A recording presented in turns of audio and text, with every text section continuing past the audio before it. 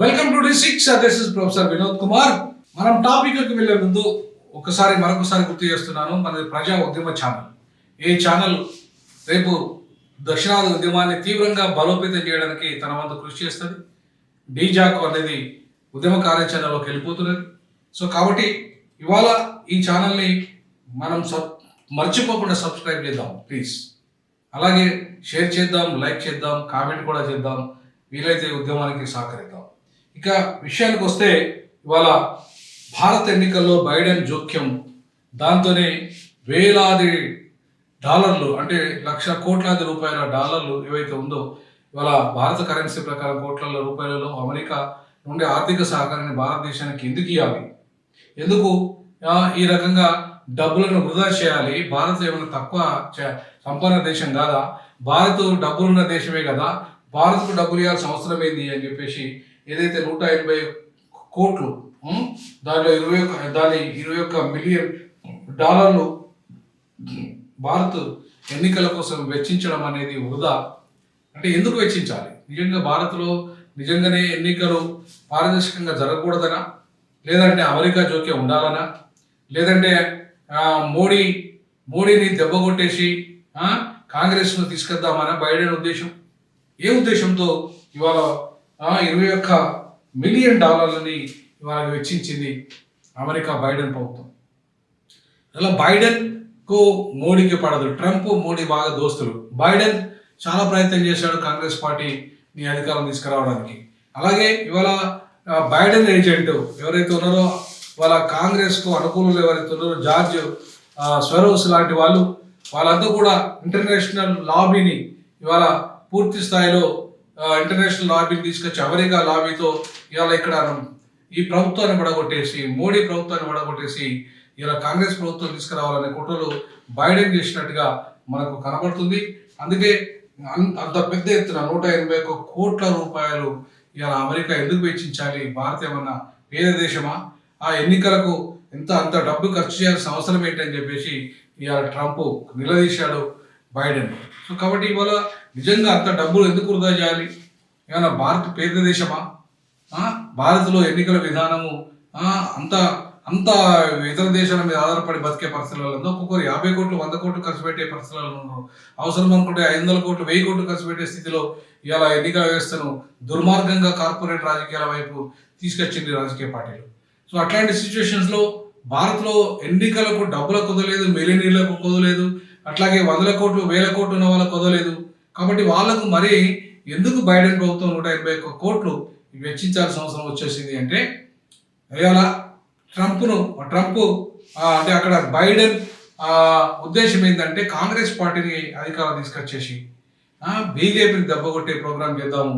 అందుకు సంబంధించి ఎన్నికల్లో ఇలా కాంగ్రెస్ అనుకూలమైన వ్యక్తులు ఎవరైతే ఉన్నారో ఆ గ్రూప్ ఏదైతే ఉందో, ఇంటర్నేషనల్ గ్రూప్ ఏదైతే ఉందో, ఇంటర్నేషనల్ లాబీ చేసే గ్రూప్ ఏదైతే ఉందో, ఆ లాబీ చేసే గ్రూప్ ఏదైతే ఇవాళ భారతదేశం మీద విషం చిమ్మి, అంటే ఒక రకంగా చెప్పాలంటే ఇవాళ కొంతమందికి డబ్బులు ఇచ్చి మరీ సోషల్ మీడియా ద్వారా ఇవాళ మోడీకి వ్యతిరేకమైన కార్యాచరణ జరిగిందనేది కూడా ఒక ప్రచారం జరుగుతుంది.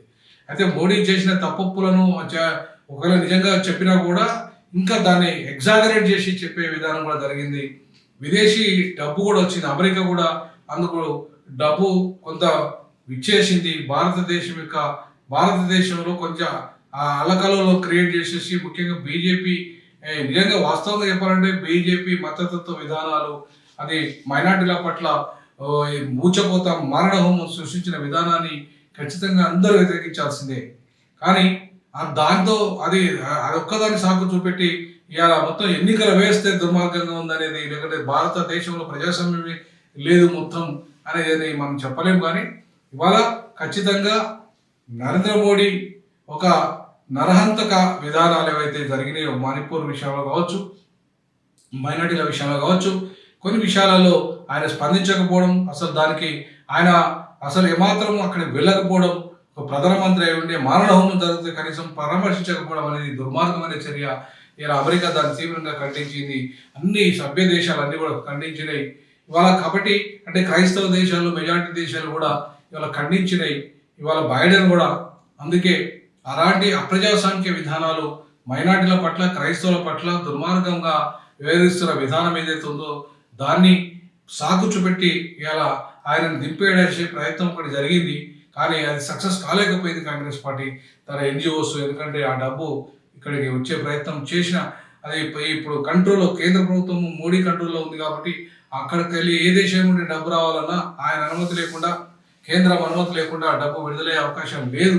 కాబట్టి ఆ విడుదలైనా కూడా అది దాన్ని ఏ రకంగా వాడాలో అదే రకంగా వాడే కార్యక్రమమే జరిగింది తప్ప పూర్తి స్థాయిలో ఇవాళ గతంలో ఉన్న ఎన్జిఓలు కొన్ని వేల సంఖ్యలో, లక్షల సంఖ్యలో ఎన్జిఓలు ఏవైతే ఉన్నాయో అమెరికా దేశం యొక్క డబ్బుతో ఇక్కడ విష ప్రచారం చేస్తున్న ఎన్జిఓలకు ఇవాళ స్వస్తి పలికింది మోడీ ప్రభుత్వం. సో కాబట్టి ఇవాళ బైడెన్ భారత ఎన్నికల కోసం బైడెన్ జోక్యం చేసుకోవడం అనేది ఇది దేశం యొక్క అంతర్గత విషయాలు జోక్యం చేసుకోవడం, అంతర్గత ప్రజాస్వామ్యాన్ని దెబ్బతీయడం, అంతర్గతంగా సార్వభౌమాధికారాన్ని దెబ్బతీయడం, అది ఒక రకంగా చెప్పాలంటే యుద్ధం ప్రకటించడమే భారత్ మీద.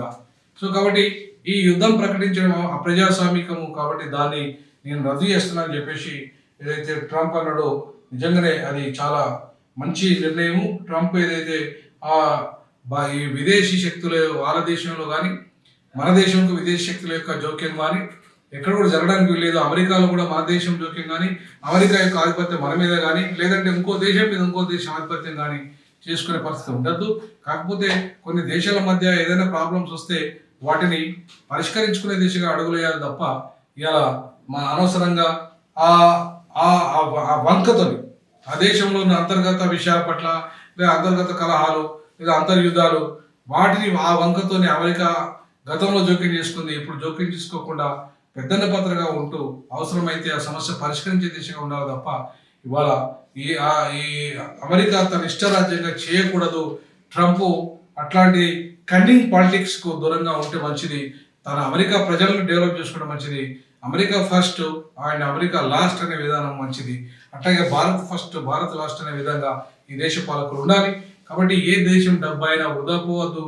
ఆ దేశం యొక్క ప్రయోజనాలు ఉండాలి తప్ప విదేశాల్లో కుట్రలు చేసి కుతంత్రాలు చేసి అక్కడ మొత్తం ఆ దేశ పాలనను అస్తవ్యక్తం చేసేసి ఆ దేశంలో అంతర్గత యుద్ధం మొదలుపెట్టి ఆ దేశం అల్లకొల్లలో పెట్టేట్టు చేస్తే అది నిజంగా ప్రపంచ శాంతికి కానీ అదేవిధంగా మానవ హక్కుల ఉల్లంఘన జరిగినట్టుగా మనం భావించాలి. సో ఆ దిశగా ఏ దేశం అడుగులు వేసినా దాన్ని తప్పుపట్టాల్సిందే. తప్పకుండా భారత ఎన్నికల్లో బైడెన్ జోక్యం అప్రజాస్వామికం అని D6 భావిస్తుంది. అమెరికా ఎక్కడైనా సరే గుర్తు తెచ్చుకోవాల్సిన అవసరం ఉంది. ఈ ట్రంప్ అయినా సరే ఆ రకమైన నిర్ణయాలకు స్వస్తి చెప్పి ప్రపంచవ్యాప్తంగా శాంతి కోరే విధంగా, శాంతిని పెంపొందించే విధంగా ట్రంప్ విధానాలు ఉండాలని చెప్పేసి D6 భావిస్తుంది. భావిస్తుంది. జై భీమ్, జై పూల, జై పెరియార్.